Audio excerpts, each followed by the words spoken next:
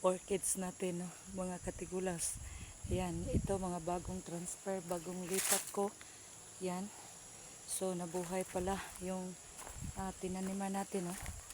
Yan, malaki na yung mga salingsing. Hindi ko nang muna gagalawin, no? Kaya para malandungan sa ng atong mga bagong mga ipang transfer, no?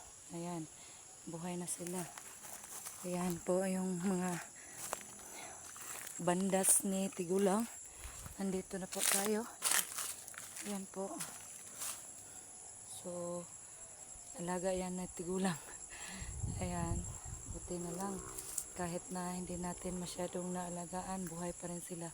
Kasi may shading sila. Naglaki na po itong madrikakaw na nilagyan ko.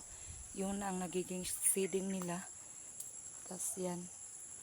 Na pala ang bulaklak nito. Okay, kasi laya na yung Thank you for watching. Bye bye.